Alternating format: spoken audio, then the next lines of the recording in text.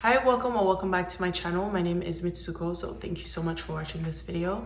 Today I'm going to be trying the new Surrealskin Awakening Concealer from Makeup by Mario. Now I'm so excited to try this one because one, I do need concealers. Two, this is his first concealer, so I have high hopes. And then three, I'm just excited to try something new, so let's get into it. So I purchased mine on the Sephora website the day it released, or the day before. I believe it was like Rouge First Access. Now this is the packaging for it, which is pretty standard. It looks exactly like all of the other products that I purchased from Makeup by Mario. These are the two concealers that I picked up. You have 420 and then 340. Now I'm a little bit worried because I was expecting these to be a little bit darker. I mean, this is supposed to be close to my skin tone.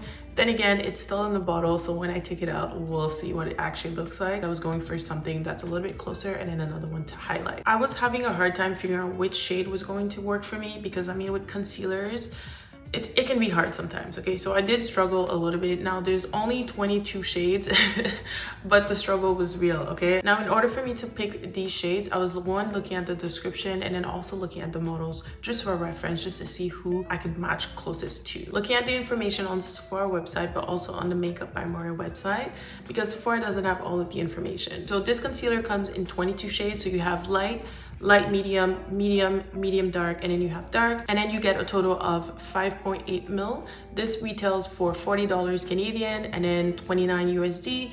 Price point is pretty close to, for example, my Pat McGrath, and for size reference, Pat McGrath you get 5 mil and it retails for $46 Canadian. That's on the Sephora website. Price point is pretty close to all of the other brands that are in the same category. So this has a liquid formula, also claims to be long wearing. This will give you a natural finish, a medium coverage, also is good for dark circles because it has like ingredients like caffeine in it, and this is also good for acne and blemishes. Another cool thing about this concealer, it claims to be self-setting, which is pretty good. So it means you can skip using any type of powder or any type of product to set your concealer wherever you put it. So that could be a game changer when I put it to the test. This is the applicator, the doe food applicator, and this shade is 340. 340 is described as a medium warm. 420 is described as medium dark golden. Clearly these are a lot darker when you swatch them than in the bottle. So if I were you,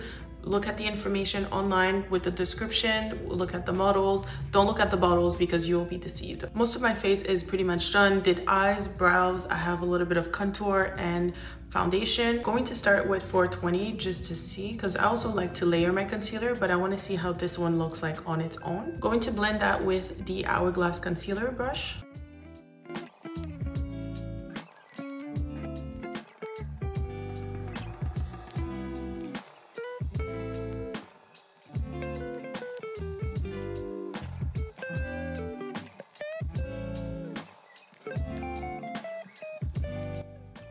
Now this shade is a lot brighter than I expected. I thought it was going to look a little bit closer to my skin tone, especially with the swatch. That's the first thing. Second, I do find it very easy to blend. It's super light on the skin and it didn't take a lot of effort at all when I was blending it, which is great. I do think it gives you more of a light to medium coverage. You can still see my dark circle peeking through. I wonder if a little bit more of the same concealer will help with the coverage, just to see if it covers the dark circles. I do like a medium coverage concealer that is buildable, so if ever I want to have that option, I can do it.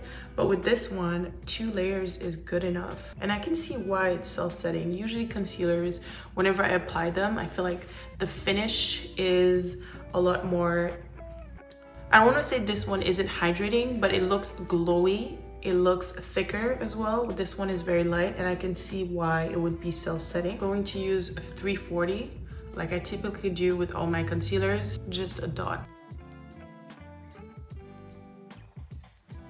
Wow, she's really bright. Both work well together. I do really like the formula. It's very light.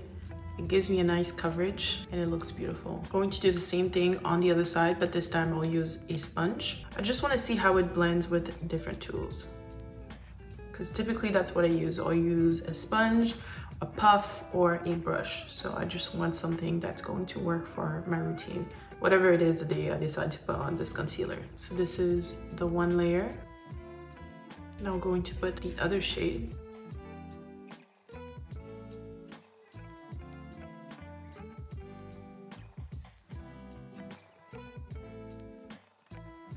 So this is the application with the sponge, and then this is the application with the brush. I'm going to use 420 just to keep highlighting my face like I typically do. Another thing that is suggested is to put on the concealer and then just wait a couple minutes just to let it sit, and then you can blend it. That also helps with the coverage.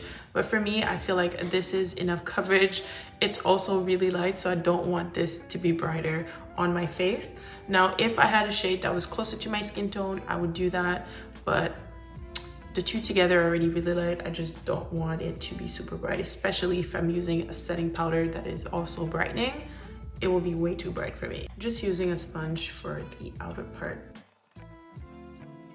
What I'm going to do just to test the self-setting, I'm going to set the left side of my face and then leave the other one without anything and then see if it makes a difference.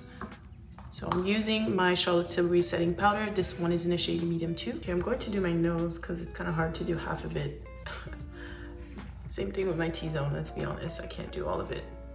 I'll just leave the under eye and then this part of my face bare. So I'll set my left side with the Milk Hydro Grip.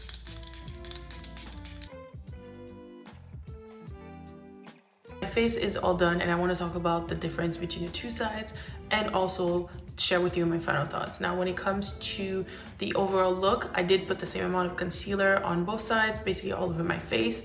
I did use a brush on the left side and then a sponge on the other, and then also I set my face on the left side with setting spray and then setting powder. When it comes to the overall look of my face, I prefer a set look because this is just what I do all the time. It's just part of my routine and it's a preference. This side looks more matte compared to this one. It's still hydrated, but the concealer looks beautiful on both sides, to be honest. You know, sometimes you're going for a natural look and you don't want to use powder because powder will either bring out the texture or it just doesn't look natural. So if you like that natural look, definitely try this concealer. Now, granted, the two shades I got are really light and then this is very bright for me. Naturally, I wouldn't do that. Like I said, I do love a bright highlight, but this is a little bit too bright for me. So I'm planning on switching out the 340 for something darker.